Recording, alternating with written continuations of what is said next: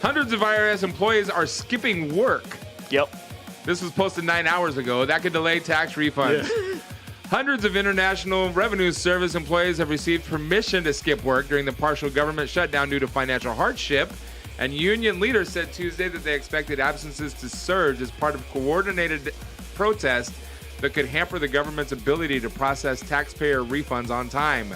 The Trump administration last week ordered at least 30,000 IRS workers back to their offices where they have been working to process refunds without pay.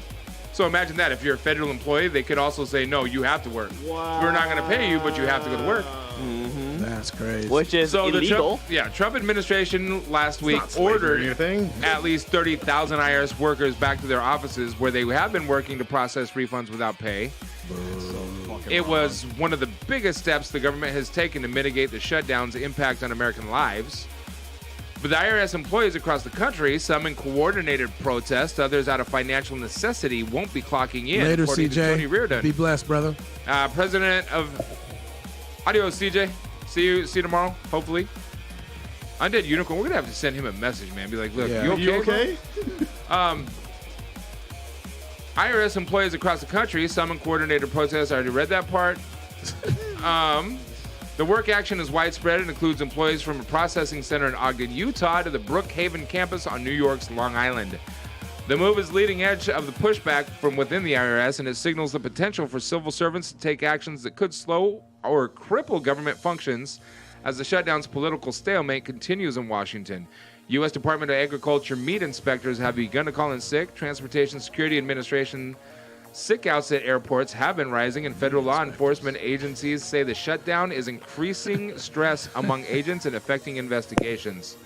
They are definitely angry that they are not getting paid. Maybe some of them are angry enough to express their anger this way, says Reardon, whose union represents 150,000 employees at 33 federal agencies and departments. Damn. These employees live paycheck to paycheck, and they can't scrape up the dollars to get to work or pay for childcare. Not receiving pay for more than a month is taking a toll on employees across the government, but especially on those who are not in high-salary jobs. The employees summoned back from furlough to process tax refunds are paid between $25,800 and $51,000 a year. Bro. Depending on their seniority. Them niggas is poor as fuck. IRS employees will miss a second paycheck Monday if the government does not reopen this week. I'm at the point where I cannot afford to go to work, says Marissa Scott, 31, an IRS customer service representative who is out on hardship leave. Scott lives outside Kansas City, Missouri, and drives 98 miles round trip to work each day. Shout out to Tech 9. Wow. He drives 9 hours? 98 miles. 98 miles. That's like... I cannot afford to fill my gas tank. Obviously. You better find a job closer to home. Yeah, nigga, that was bad planning in our move. Yeah, I don't know if that's your company. The thing is the security is so good at government jobs. Like, Scott, who has worked in the IRS for 4 years, says she typically helps as many as 50 people a day with their tax returns during tax season, including U.S. troops stationed overseas. She said the shutdown could delay refunds for months, and without employees like her on the job, it's going to be a disaster all around. Hardships provision. Many of the IRS employees who are choosing not to come to work despite getting called back are taking advantage of a provision in the union contract that allows them to miss work if they suffer a hardship during a shutdown, according to the labor groups. Wow. That could mean a blown car tire, an empty gas tank, or a child bill. I have fielded no less than 30 to 40 calls, emails, or text messages about hardship requests from employees daily since Thursday, said Shannon Ellis, president of the NTEU's Chapter 66, just in Kansas City. So imagine how many different chapters have gotten 30 to 40 calls daily with people that say, I can't go to work today. In Andover, Massachusetts, more than 100 customer service representatives, electronic filing workers, and other IRS employees plan to use a hardship exemption and won't report to work, says Gary Caraban, chapter president of a local union. I would say a majority of employees are calling out under hardship, Caraban said. I'm getting reports whole teams are requesting out. One person told me I'm the only one on my team here. Okay. Josh, put your coat on. The union lacks an official headcount of absent workers. The IRS declined to share data on hardship exemptions, but staffers in Fresno, California, Austin, Andover, Kansas City, and Atlanta, among other locations, say they won't be showing up for work, Reardon said. Duncan Giles, who has worked for 24 years at an IRS call center in Indianapolis, said more workers are requesting hardship leave as they learn it exists. The more this goes on and the tougher it is to get to work, they simply cannot afford it, says Giles, president of the NTEU Chapter 49. Nothing that about 30 of the 170 employees who have been called back to work in Indianapolis have requested the exemption. I have become the D. Every single person wants to be at work. They want to help the American taxpayer, but we have to pay for gas and child care. The hardship exemption allows IRS employees not to have to use sick days to be absent from work, and managers must approve the exemptions. Lawmakers also have heard reports of IRS staffers intending to miss work and are planning to ask Treasury Secretary Steven Mnuchin for details when he testifies on Capitol Hill this Thursday, a House aide said.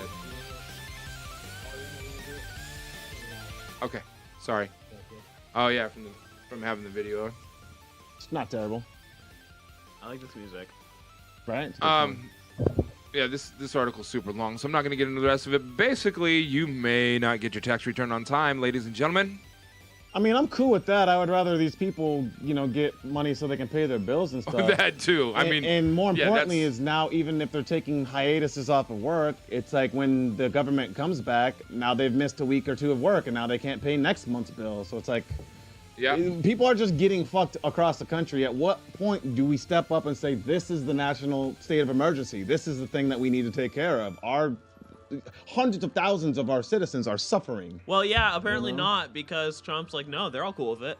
They're definitely not cool with it. I don't know how anybody could, Because Trump's trying to push his agenda. I know, and so is fucking Pelosi and what's the name? They're both acting like spoiled brats about it, It's like, both people don't want to give. I get that. But somebody needs to, so everybody in America can quit suffering. I agree as much as it sucks. But and even Trevor Noah says something similar. Like, if it's not going to be you, like, let's us, the liberal side, like, let's us be the bigger people here and just give him what he wants because he's a fucking crybaby and move past it. Well, he's got the wall. He can't keep begging for the wall anymore, It's like, at what point do we just say, because the benefits... of our taxes go up because of it?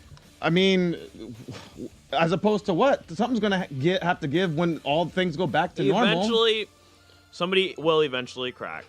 That's what I'm saying. The fact that the Democrats haven't yet, I don't think they're going to, just because I don't think they can. Like, it's spite on both sides, and I think both sides are pretty much acting like children for no reason. I mean, there's definitely a reason. There's no reason for Trump to be acting the way this. I mean, there is for him and from them, from where they stand. But it's just, like I said, somebody has to be shutting down the government, though. That's what he can do. It's the power that he has, the ability. Like, if he has the power to do it, he's gonna do it. It's Trump. This is why we said during Obama's presidency, the Patriot Act is a bad idea. It may not be Obama. It may not even be the next guy. Turns out it was the next guy. But this is what happens when you give the president that much power. You can't just give them open liberties, do whatever the fuck they want, because they will do something like this, be petty little bitches. And the government shutdown, they've already had the power to do that. So that's not even additional powers like what they were granted in the Patriot Act, like the ability to shut down the government or shut down the nation and stuff and impose like martial law. Why is that even a thing how does that help? I just don't understand. Because I think it was a provision from back in, I don't know, No, I'm talking about how does shutting down the government help anyone? I don't know. That's a great question. I'd love to hear like legitimate arguments of like how it's helping people, because all I see is it hurting people. Yeah, it's like it's what it is. It's like a kid like, fuck you guys, I'm taking my basketball goal. Yeah, that's what exactly. If I can't be the one who dictates, I'm gonna take my ball and go home and nobody can play. It's like, nigga, that's not how a country should be ran. Yeah, it's so childish. It just doesn't make sense from any standpoint at all. Good morning, YouTube, or afternoon, whenever you're watching this. Good news, we're doing a weekly giveaway on our YouTube channel for Amazon gift cards. All you gotta do to enter is like the video, give us a subscribe, and comment below. The more comments you give us on the weekly videos for that week, we go Monday through Sunday, the more chances you have being entered, basically. So I'm going to go through whatever the most creative content is as far as your comments go, and I'll pick a winner, and I'll send you a gift card. It's pretty simple. Free money. Who likes free money? I know I do. Subscribe. Have a good day.